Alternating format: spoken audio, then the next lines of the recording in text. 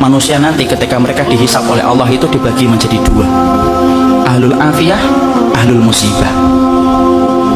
Ahlul afiyah itu siapa? Orang yang jarang diuji dengan sakit, orang yang jarang mendapatkan ujian dalam kehidupan, jarang mendapatkan kesempitan. Namanya apa? Ahlul afiyah.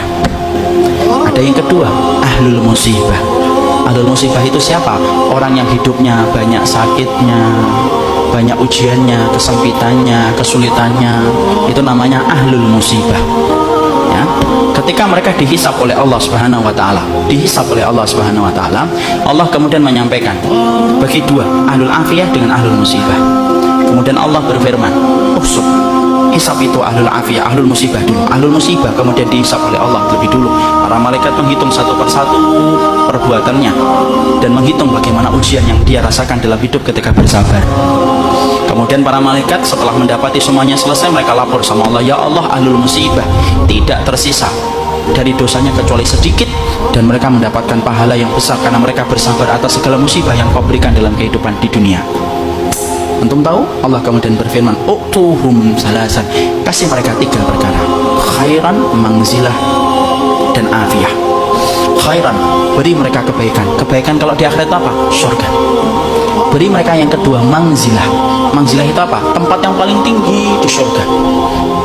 Tempat itu tidak bisa diperoleh dengan sholat, tempat itu tidak bisa diperoleh dengan sedekah, tempat itu tidak bisa diperoleh dengan haji dan umrah. Tempat itu hanya bisa diperoleh bagi orang yang mereka diuji oleh Allah dalam hidupnya dan dia bersabar. Dan yang ketiga, afiyah. Kasih mereka kekuatan untuk menggantikan kekuatan yang aku ambil ketika aku menimpakan musibah kepada mereka. Maka ketika mereka dinaikkan ke tempat yang tinggi, ahlul afiyah, sebelum dihisab mereka mendongakkan kepala begini, saking tingginya mereka.